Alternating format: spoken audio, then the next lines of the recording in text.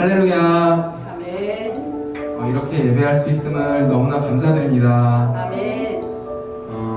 우리 다 같이 인사해 볼까요? 샬롬. 샬롬. 집에서 같이 예배를 드리고 있는 가족들한테도 인사를 해볼까요? 샬롬. 샬롬. 여러분, 하나님이 여러분과 늘 함께 하시는 것을 믿나요? 아멘. 하나님은 여러분이 기쁠 때나 슬플 때나 어려운 일이 있을 때나 슬픈 일이 있을 때도 늘 함께 계시고요.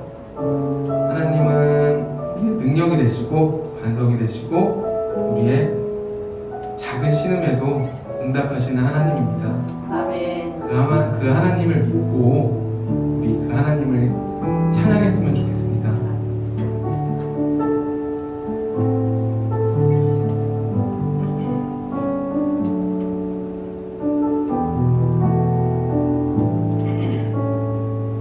주 사랑이 나를 숨쉬게 해. 주 사랑이 나를 숨쉬게 해. 세상 그 어떤 어려움 속에도 주 은혜로 나를 돌보시며 세상 끝날까지 지켜주신. 처음부터 다시 고백해볼까요? 주 사랑이 나를 숨쉬게 해. 세상 그 어떤 어려움 속에도 주 은혜로 나를 돌보시며 세상 끝날까지 지켜주시네. 주님만이 내 아픔 아시며 주님만이 내 맘 어루만지네. 어느 누구도 나를 향하신 주님의 사랑을 끊을 수 없네. 주님만이 내 능력이시며 주님만이 나의 구원이시네. 어느 누구도 나를 향하신 주님의 사랑을 끊을 수 없네.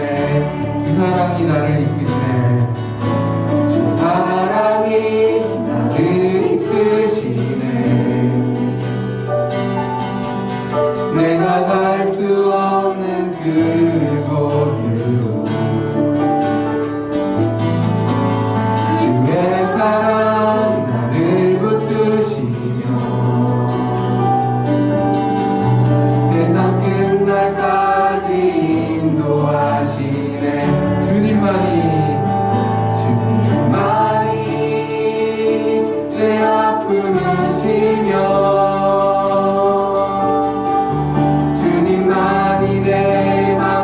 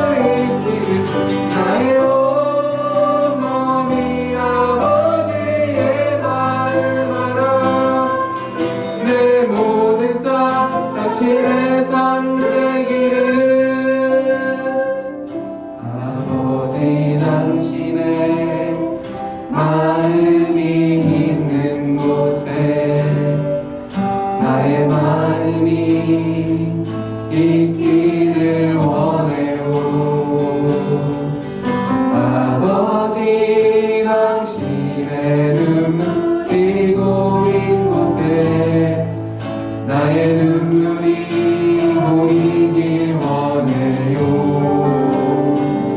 아버지 당신이 바라보는 영혼에게 나의 두 눈이 향하길 원해요. 아버지 당신이 울고 있는 어두운 땅에 나의 두 발이 향하길 원해요. 나의 마음이 아버지의 마음 알아. 내 모든 뜻 아버지의 뜻이 될 수 있기를. 나의 온몸이 아버지의 마음 알아. 내 모든 삶 당신의 삶 되기를. 나의 마음이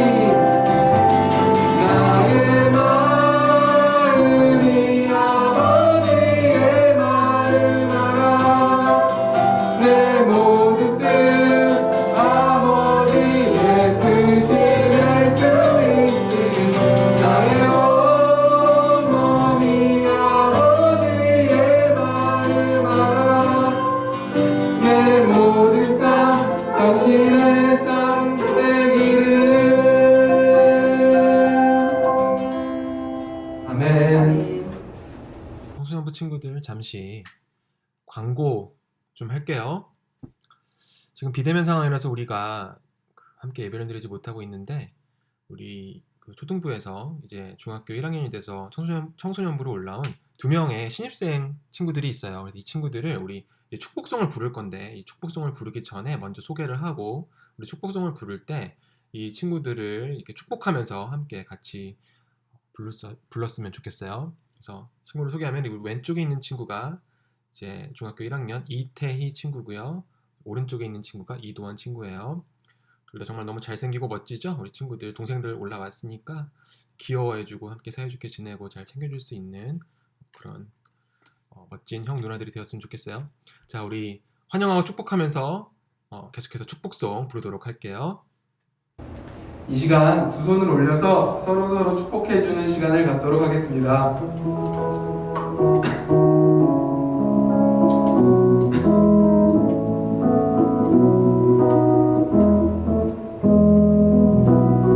하나님의 사랑이 당신의 삶 가운데 가득하기를 축복합니다.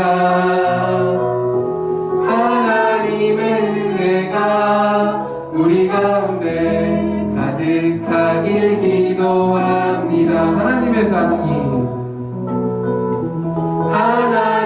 사랑이 당신의 삶 가운데 가득하기를 축복합니다.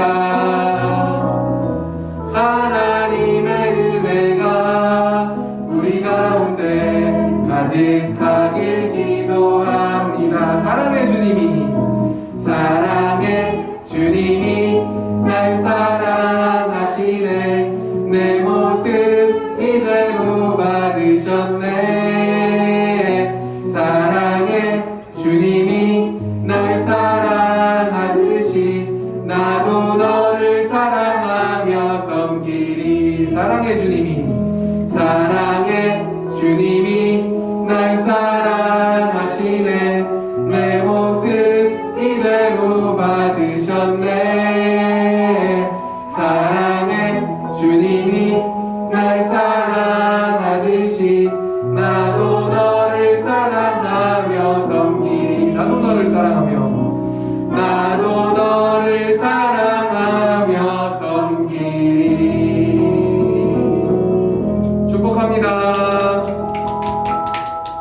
다 같이 사도신경으로 신앙 고백 드리겠습니다.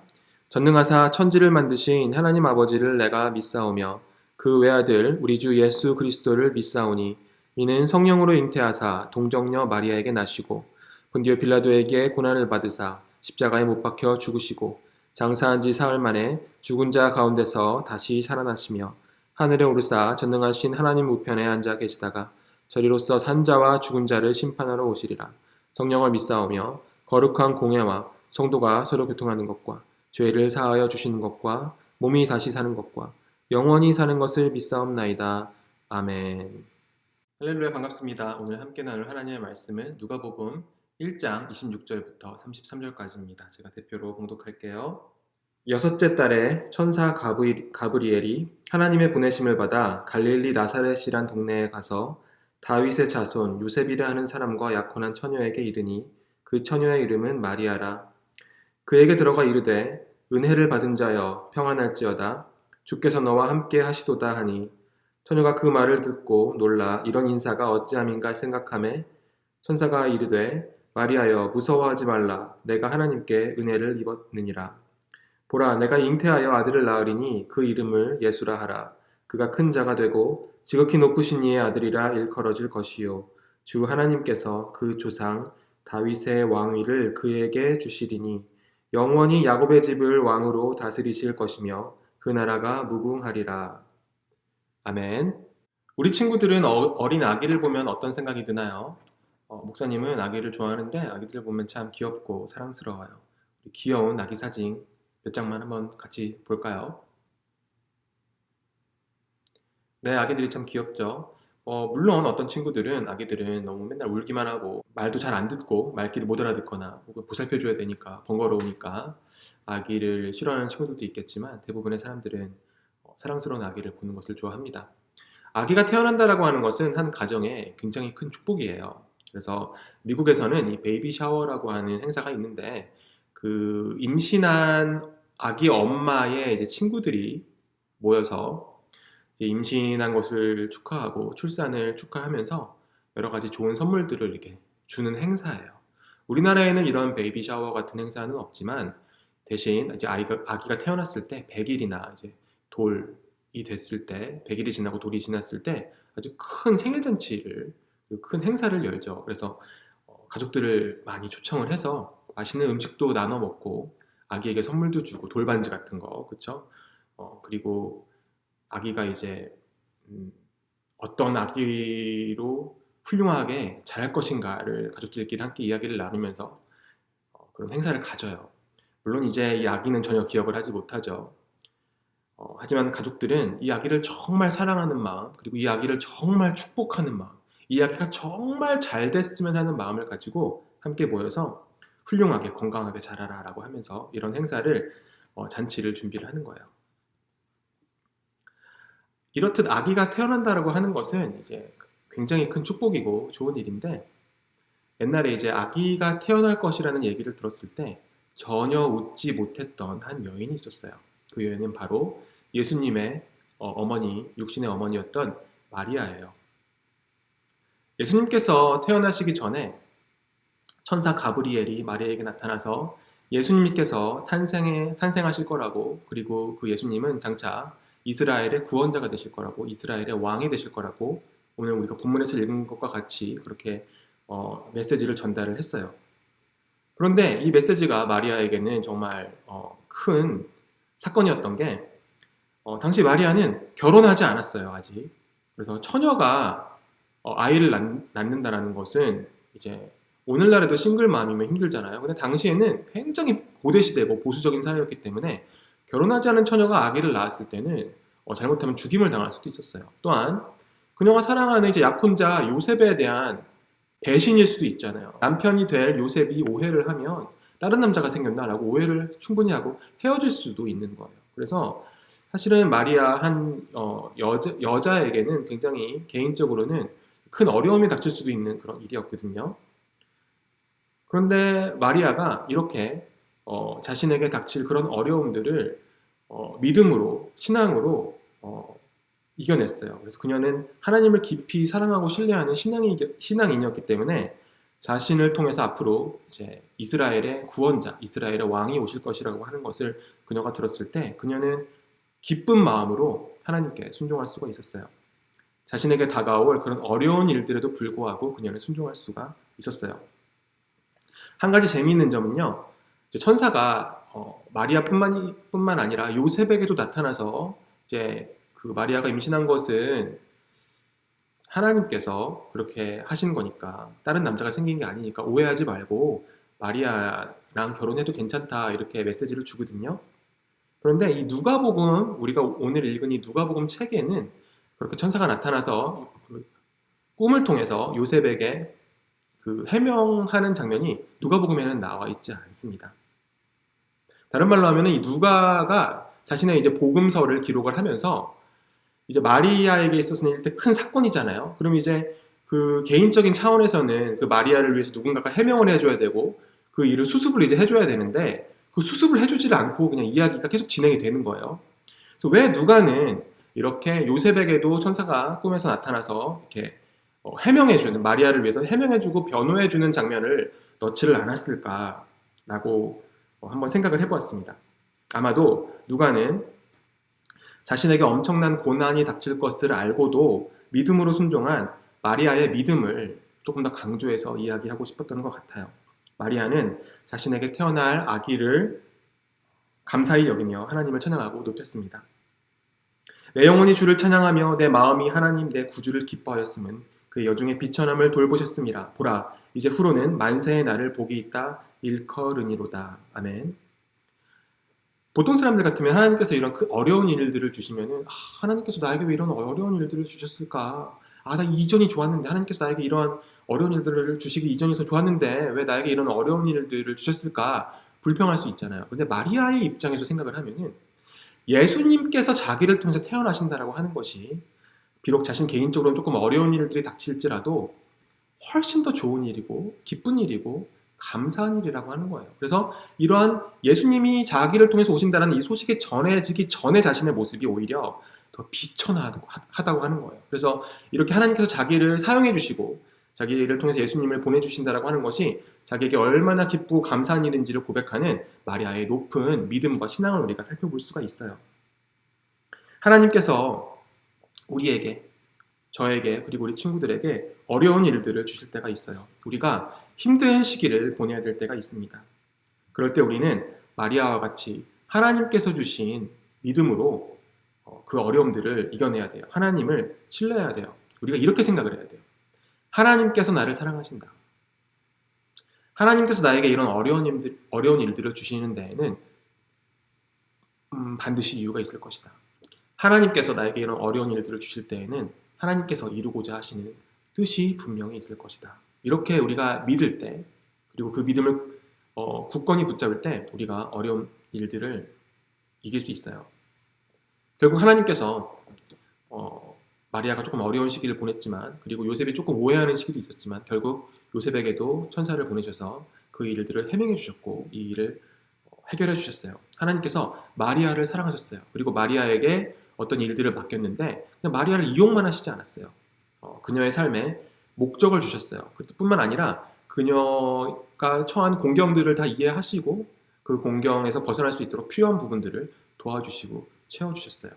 이와 같이 마리아와 같이 어려움들을 믿음으로 이겨낼 수 있는 하나님의 도우심을 경험할 수 있는, 그래서 그 삶을 통해서 하나님의 일하심과 목적과 영광이 드러날 수 있는 우리 귀한 청소년부 친구들, 선생님들 될 수 있기를 주님의 이름으로 축원드립니다.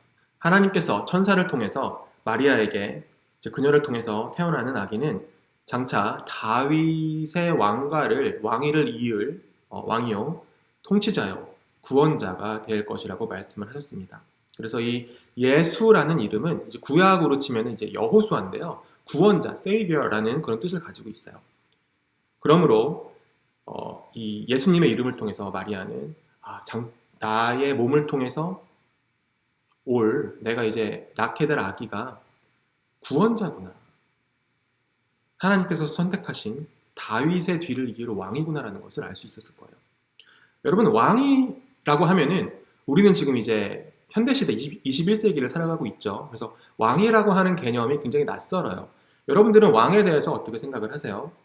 왕이 다스리는 나라는 어떤 나라인가요? 우리 가장 가깝게 우리나라 역사를 통해서는 조선을 생각해 볼 수 있고요. 지금도 왕이 통치를 하는 나라들이 있습니다. 예를 들면 태국 혹은 모나코 이런 나라들에는 왕이 있어요. 그런데 이런 나라들에 있는 왕들은 다 인간이기 때문에 잘못된 일들을 벌이기도 하죠. 예를 들면은 모나코의 알레르 2세의 아들 노랑 왕자는 공군 군사 자금을 40억 원을 횡령을 해서 큰 구설수에 오르기도 했고요. 오늘날은 이제 민주주의 사회이기 때문에 우리가 직접 우리 손으로 투표를 해서 대통령을 뽑는다든지 총리를 뽑는다든지 그런 민주주의가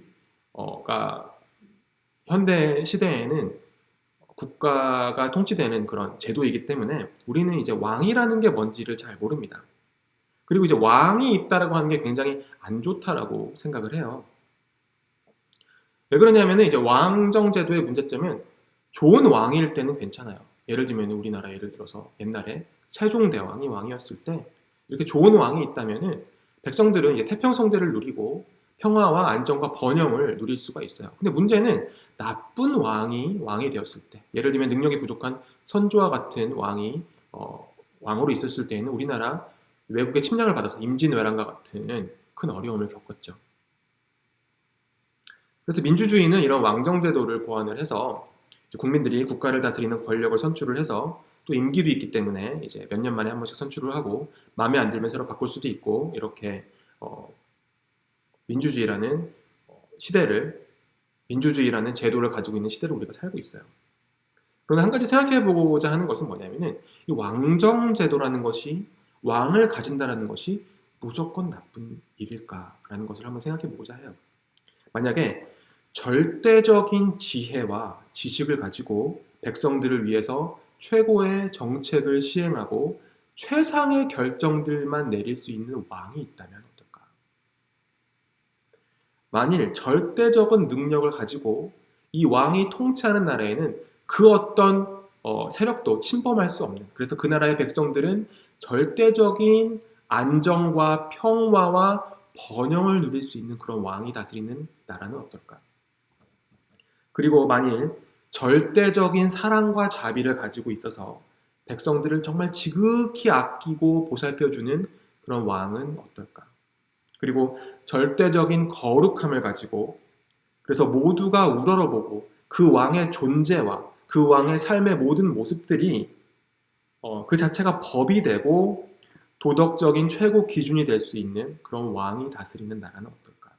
그래서 그 나라의 백성들은 그 왕을 정말 존경하고 그를 신뢰하고 그의 통치에 감사하고 그를 사랑하고 그 왕을 통해서 그들이 누리는 번영과 평화와 안정을 기뻐할 수 있는 그런 국가가 있다면 어떨까 한번 생각을 해봅니다. 인류 역사를 통해서 위와 같은 카테고리를 다 만족시키는 왕은 없었죠. 그러나 그런 왕이 단 한 분 계시는데 그분이 바로 이 세상의 왕으로 오신 예수 그리스도이십니다. 예수님의 오심으로 인해서 이 세상에 하나님 나라가 임하게 되었는데 그 이미 2000년 전에 오신 그 예수님의 첫 번째 오심, 앞으로 이제 미래에 오실 예수님의 두 번째 오심으로 인해서 하나님의 왕국의 최종 완성이 될 것이에요.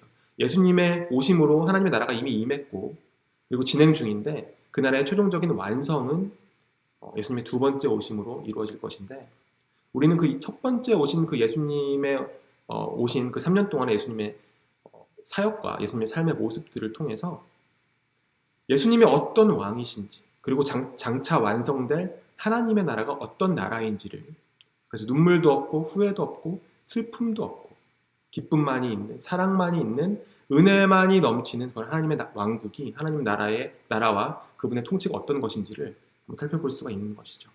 두 번째로 한번 살펴보고자 하는 것은 이 하나님 나라의 백성은 어떤 사람들이 하나님 나라의 백성이 되는 것일까를 한번 생각해 보고자 해요. 누가복음 1장 전체를 읽어보면 두 부부의 이야기가 나오거든요. 첫 번째는 세례 요한의 부모님이었던 사가랴와 엘리사벳의 이야기가 나오고요. 두 번째는 오늘 우리가 읽은 본문에 예수님의 육신적 부모님이었던 마리아와 요셉이 나옵니다. 엘리사벳과 사가랴는 나이가 많아서 더 이상 아기를 가질 수 없는 그런 상황이었고 그러나 그럼에도 불구하고 하나님께서 세례 요한 그 아기를 그들 부부에게 허락을 하셨습니다. 마리아와 요셉은 약혼한 사이였으나 아직 결혼은 하지 않은 상황이었고 부부관계를 맺지 않은 상황이었어요. 그러므로 이 두 커플, 두 부부, 두 약혼 커플 모두 아기를 가질 수는 없는 그런 아기를 가지기는 불가능한 그런 상황이었습니다. 하지만 하나님께서는 이 두 가지 상황 모두를 통해서 예수님께서 오실 수 있도록 하셨습니다. 하나님께서 이 두 부부를 통해서 하나님 나라가 불가능할 뚫고 이 세상으로 침투하는 것임을 보여주셨어요. 우리 은혜로우신 하나님은요, 하나님 나라의 국민들을 선택하실 때 외모가 뛰어나서 모두에게 사랑받을 수 있을 만한 그런 사람, 몸이 정말 튼튼해서 일을 많이 시킬 수 있는 사람, 능력과 지혜가 뛰어나서 그죠? 쓸모가 있는 사람, 머리가 좋아서 누구나 부러워할 만한, 그리고 도덕적으로 훌륭하고 거룩해서 흠잡을 데 없는, 죄를 짓지 않는 그런 완벽한 사람을 찾고 구하셔서 하나님 나라의 백성으로 삼으시는 것이 아닙니다. 하나님이 그런 기준으로 선택을 하신다면 저와 여러분들은 그 누구도 하나님의 나라에 들어갈 수가 없을 거예요. 하나님은 좋은 직원을 뽑기 위해서 이제 이력서를 받고요. 그 이력서를 검토를 해서 자기소개서도 받고 면접 인터뷰를 진행해서 이 사람이 얼마나 우리 회사에 기여할 수 있는 사람인가, 이 사람이 얼마나 쓸모 있는 사람인가를 파악을 해서 고용하는 그런 어떤 회사의 사장과 같은 마음으로 하나님의 나라를 통치하지 않으십니다. 그런 마음으로 하나님의 백성들을 뽑지 않으세요. 오히려 하나님께서는 자격이 없는 사람, 능력이 없는 사람, 다른 사람들이 뽑지 않는 쓸모없어 보이는 그런 사람들을 직원으로 뽑으셔서요.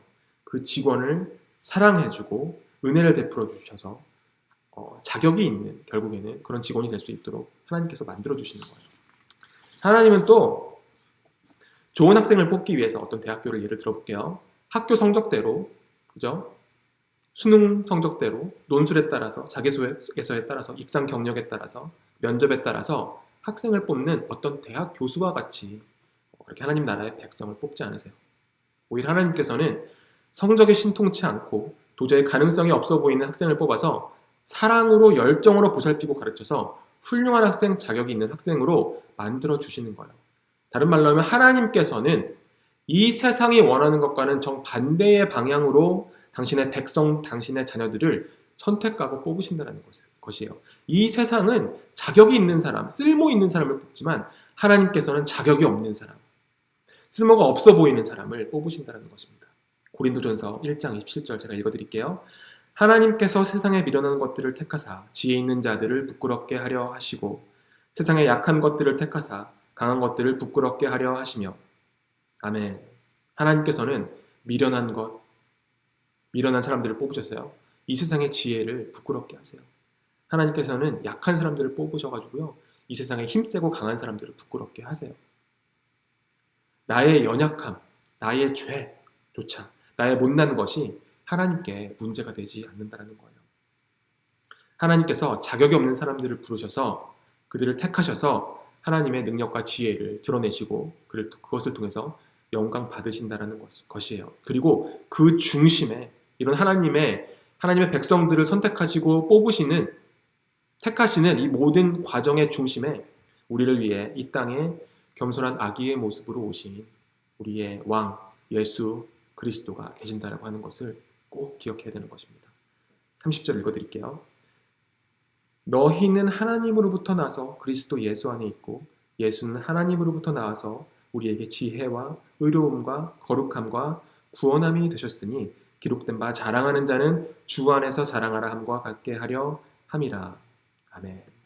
사랑하는 청소년부 친구들, 예수 그리스도를 통해서 우리의 연약함, 우리의 부족함, 우리의 자격 없음이 덮어지고 대신 예수님의 죽으심과 부활하심으로 인해서 예수님의 자격과 예수님의 의로움과 예수님의 능력이 우리에게 덧입힌 바 되어 우리가 하나님의 자녀가 될 수 있게 되었습니다. 그러므로 친구들, 환경으로 인해서, 나의 부족함으로 인해서 실망하지 마세요. 좌절하지 마세요. 마음 아파하지 마세요. 대신 그 반대로 우리가 예수님으로 인해서 기뻐하세요. 예수님을 더욱더 알아가기를 힘쓰세요. 예수님을 더욱더 사랑하기를 힘쓰세요. 그리고 예수님께서 닦아놓으신 하나님으로 나아가는 그 길을 통해서 하나님을 알아가는 지식으로 깊이 있게 성장해 나가는 우리 친구들 되기를 주님의 이름으로 축원드립니다. 믿음으로 예수님을 닮아갑시다. 예수님을 사랑하면은 예수님을 닮아가게 되어 있어요. 예수님을 기뻐하고 감사하면 예수님을 닮아갑니다.